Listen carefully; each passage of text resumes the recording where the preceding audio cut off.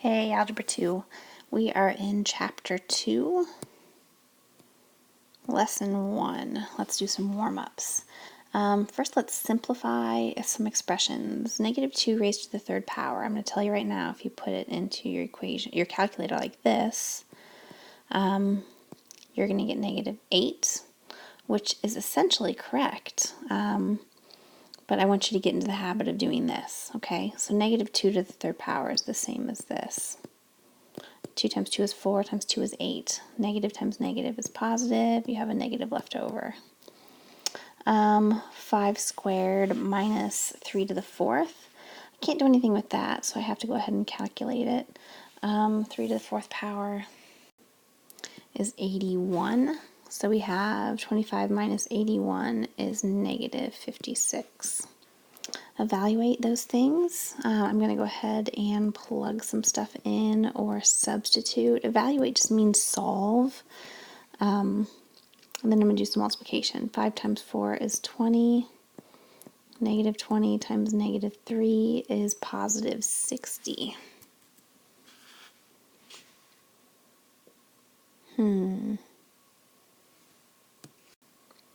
A gigabyte is about 10 to the third megabytes. A music player has 4 gigabytes of memory. About how many megabytes is this? A gigabyte, so we're just doing some straight multiplication. 4 times 10 to the third is 4 with 3 zeros. Don't forget to label your answer. There we go. All right, now into the lesson. Here we're doing really a pre-algebra review for the beginning of chapter 2, but we are reviewing what you should have remembered from pre-algebra a few weeks worth of lessons in one day. Okay, so here are all of the properties of exponents that I expect you guys to know. Product of powers, when you have the same base, which are the a's, raised to different exponents, you add the exponents. Here I have a base of 5, exponent of 3 and negative 1, you add those. Power of a power. If you have a power raised to a power, you multiply the powers.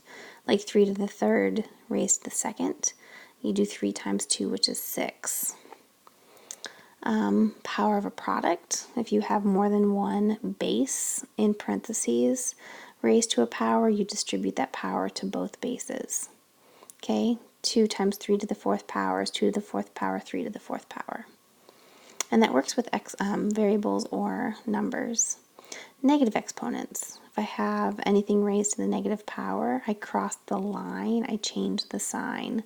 The line being the fraction bar. Cross the line, change the sign. So 7 to the negative 2, I drop to the denominator and I make it a positive square, which gives me 49. 0 exponent. Anything raised to the 0 power is 1. Okay, anything raised to the 0 power is 1. A million raised to the 0 power is in fact 1. Quotient of powers. If you have the same base in the numerator and the denominator, you can subtract the powers. Cool? 6 to the negative third over 6 to the negative sixth. You do negative 3 minus a negative 6, which that is plus. You get 6 to the third power.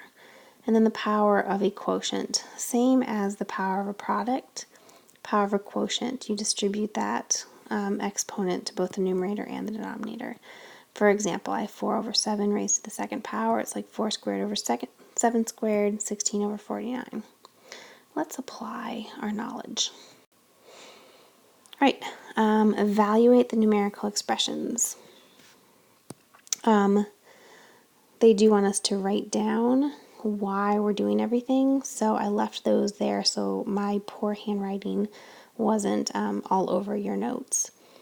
So here I have negative 4 times 2 to the 5th power. This is power of a product property, so I'm going to do negative 4 to the 2nd power and 2 to the 5th power to the 2nd power. And then power of a power property, I haven't done anything here. And then that's going to be 5 times 2 is 10. Cool. Then I have 16 times 2 to the 10th power is 2 raised to the 10th power. Now I need to actually multiply those two. And I get 16,384. Okay, here I'm going to use the negative exponent property the first. That just means that I change my numerator and my denominator. I'm going to make it 11 to the 8th power over 11 to the 5th power. And then the quotient of powers property, if I have the same base, I subtract the exponents. 8 minus 5 is 3. If I get my calculator out, I know that is 1,331. Okay, moving on to scientific notation. A number is expressed in scientific notation if it's in the form c times 10 to the n, where c is between 1 and 10 and n is an integer. That means that I have, 9. That decimal is right after the first digit. Okay? So this is not scientific notation. 10 to the 5th. But this is scientific notation. I moved it once, so I have to change that. You use this a lot in science, chemistry, physics, etc. Use scientific notation in real life. Locusts. A swarm of locusts may contain as many as 85 million locusts per square kilometer and cover an area of 1,200 square kilometers. About how many locusts are in such a swarm? So for our solution, we're going to take the number of locusts is equal to the locusts per square kilometer times the number of square kilometers. So I've got 85,000 times 1,200. I'm actually going to change that and write it in scientific notation. 8.5, and you count those zeros, you have times 10 to the 7th. And I'm going to write that by 1.2 times 10 to the 3rd. I'm going to use those multiplication properties, and I've got 8.5 times 1.2, and then 10 to the 7th times 10 to the 3rd. You see there I have the same base of 10, and I add my exponents of 7 plus 3, which is 10 to the 10th power. 7 plus 3 is 10, which goes right there. Handy dandy calculator, 8.5 times 1.2 gives me 10.2. Well, I need scientific notation, right? 1.02 times 10 to the 1st power times 10 to the 10th power. That 1st power and 10th power I can collect, and I get times 10 to the 11th power. Cool? So that is the number of locusts is about 1.02 times 10 to the 11th. All right, let's try a few. Evaluate the expression, tell which properties of exponents you used. There I'm going to do 2 times 3, which is 4 to the 6th power, and that's the power of power property. Here I have the same base, so 8 to the 1st, or negative 8 to the 1st, negative 8 to the 3rd, gives me negative 8 to the 4th, because I add 1 plus 3. Get my calculator out, and it gives me 4,096, and the property I used was product of powers. Here I have the quotient, power of a quotient property. I need to distribute that, for lack of a better way to say it. 2 to the 3rd power over 9 to the 3rd power gives me 8 over 729, and that's the power of a quotient. Really hard to read. Oh. Cool. All right. Here I have some negative exponents, right? So I'm actually going to split my problem right there and drop that 10 to the 4th power, cross the line, change the sign. Now I have 10 to the 4th and 10 to the 7th, so I can collect these like terms. That would be 10 to the 11th, and I can simplify this. 2 over 3 times 10 to the 11th. And I used the quotient property.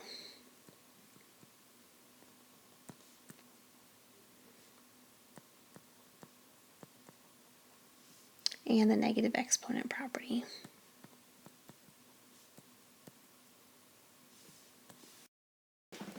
Alright, simplifying expressions. Here you can use the properties of exponents to simplify algebraic expressions. A simplified expression contains only positive exponents. Also, if you have an expression, it would contain the exponent only once. So only once and only positive. So let's try these. First, I'm using the product of powers property.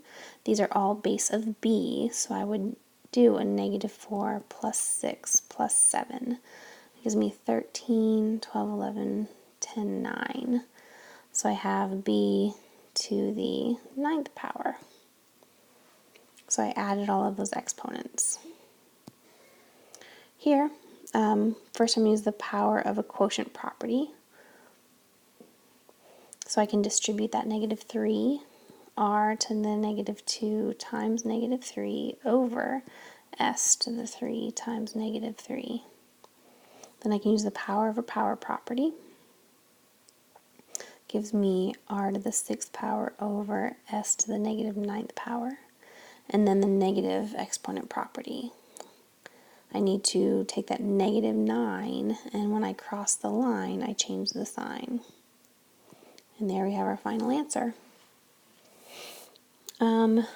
Here, letter C, first we'll do the quotient of powers property. You can do these in any order. Right there, those have the same base, so I can do the quotient of powers property, which is subtraction. I'm also going to mess with this and do some division. So 16 divided by 2 is 8. I only have that m, so I can't do anything with this. And my ends, I can do a negative 5 minus a negative 5. So plus plus, and that's n to the 0 power. 0 power, anything raised to the 0 power is 1. So my final answer is 8m to the 4th. Another one, standardized test practice. It's just another practice problem that we can work on. So first, let's do the power of a product property. I'm going to distribute that 2. So I have x to the negative 3 times 2, y to the 3 times 2, over x to the 5, x to the 5, y to the 6. Then I can do power of a power property.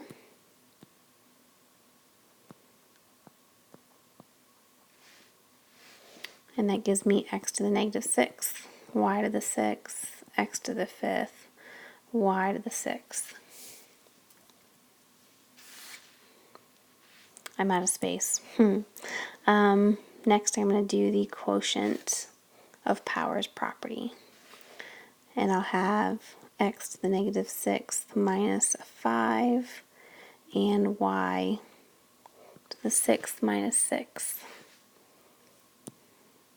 That gives me, simplifying, I'm going to have x to the negative 11th, y to the 0. Anything raised to the 0 power is 1, so I have 1 over x to the 11th, and my final answer. How do you say that word? Betelgeuse is one of the stars found in the constellation Orion. Its radius is about 1,500 times the radius of the Sun. How many times as great as the sun's volume is Betelgeuse's volume? Ooh, volume. So if we let r represents the sun's radius, then 1,500 r represents Betelgeuse's radius. So I have Betelgeuse's volume. It's a sphere, so that's 4/3 pi r cubed. And we just said that r is 1,500, the radius of the sun cubed. And if I divide that underneath the sun's volume, that will give me my ratio, correct? So that'll be 4/3 pi r cubed, 4/3 pi r cubed. So if I take this cubed and distribute it, that means well, let's simplify this too. I can go like there, and I will have 1,500 to the third power, radius to the third power, over radius to the third power. I can cancel those. That gives me 1,500 to the third power. The question was, how many times as great is the sun's volume as Betelgeuse's volume? And there we go with our answer, which is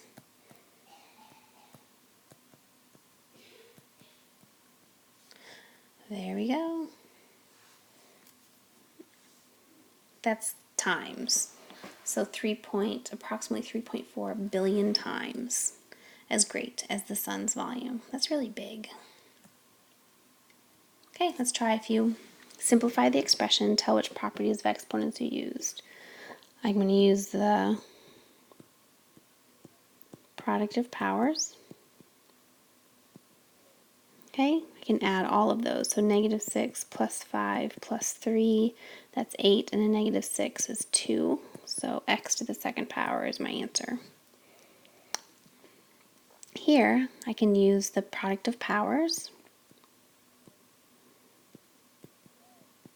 First, I'm going to collect the y's and the z's. So that'll give me 7y to the 2 plus a -4, z to the 5 plus a -1.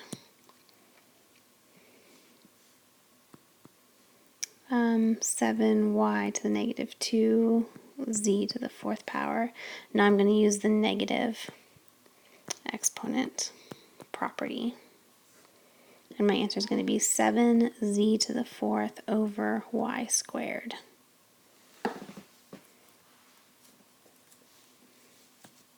Simplify the expression, tell which properties of exponents you used.